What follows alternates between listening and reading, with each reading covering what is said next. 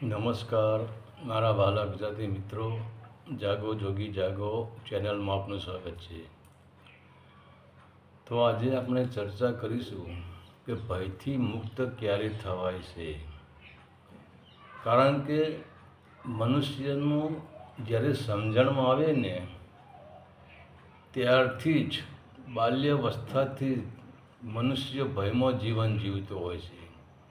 તો શેક મૃત્યુ આવે તો મૃત્યુના સમય સુધી એ ભયમાં જ જીવન જીવતો હોય છે અને મૃત્યુ સમયે પણ શાંતિથી મૃત્યુ પામતો નથી, એ ભયમાં જ મૃત્યુ પામે છે. તો આ જગતની અંદર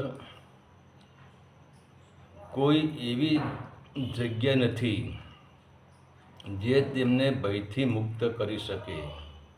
અને આજે આપણે જોઈએ છીએ કે મનુષ્ય એટલો બધો બેહોશીમાં ભરાઈ ગયો છે કે ભયથી મુક્ત થવા માટે ભયમુક્ત મકાન બનાવે છે, ભયથી મુક્તિ માટે હથિયારોનો સંગ્રહ કરે છે, ચારે બાજુ સિક્યુરિટીની વ્યવસ્થા કરે છે. તેમ છતાં પણ મનુષ્ય વ્યવસ્થા છે, તેમ છતાં પણ મનુષ્યની ભય મળતો નથી અને સલામતીનું પૂરેપૂરું આયોજન કરવા છતાં આજનો મનુષ્ય ભયમુક્ત થઈ શકતો નથી. અને દિવસના પ્રકાશમાં અને રાત્રિના અંધકારમાં પણ મનુષ્ય ભયમાં જ રહે છે. તમે જુઓ, જેની પાસે વધારે સંપત્તિ છે, મોટો હોદ્દો છે, આવા લોકો ભયના કારણે સુખ શાંતિથી ઊંઘ પણ લઈ શકતા નથી. અને આવા લોકોના મગજમાં સંપત્તિનો ભય બેસી ગયો હોય છે. કહેવાનો અર્થ, આ જગતમાં જેટલી પણ સુવિધાઓ છે તે દરેક સુવિધાનું તમે સંપૂર્ણ આયોજન કરો તો તેમાંથી એક પણ સુવિધા તમને ભયમુક્ત કરી શકતી નથી. એનું એક જ કારણ છે કે જ્યાં સુધી તમારા અંદર અંધકાર ભરેલો છે, જ્યાં સુધી તમારા અંદર અજ્ઞાન ભરેલું છે, ત્યાં સુધી તમે કોઈ દિવસ ભયમુક્ત થઈ શકતા જ નથી. એનું એક જ કારણ છે કે તમે તમને ઓળખતા નથી. એટલે કે તમે પહેલેથી જ અભય છો, તમે પોતે જ મહાકાલ છો. તો પછી તમને ક્યાંથી ભય હોય? પરંતુ મનુષ્ય આ જગતરૂપી પિંજરામાં બંધ થઈ ગયો અને પરતંત્ર થઈ ગયો છે. અને એ જ પરતંત્રતાએ મનુષ્યને તેની શક્તિનું, તેની ઊર્જાનું વિસ્મરણ કરાવી દીધું છે. તો મનુષ્યની હાલત એવી થઈ ગઈ છે કે જેમ એક ઘેટાના ટોળામાં સિંહનું બચ્ચું રહેતું હોય અને તે સિંહનું ઘેટાના ટોળામાં રહીને દરેક પ્રાણીઓથી ભયભીત રહેતું હોય છે, તેમ મનુષ્યની ઊર્જા સિંહ સમાન છે. જેમ સિંહ જંગલનો રાજા છે, તેમ મનુષ્ય પૂરા બ્રહ્માંડનો માલિક છે, મહાસમ્રાટનો પણ મહાસમ્રાટ છે.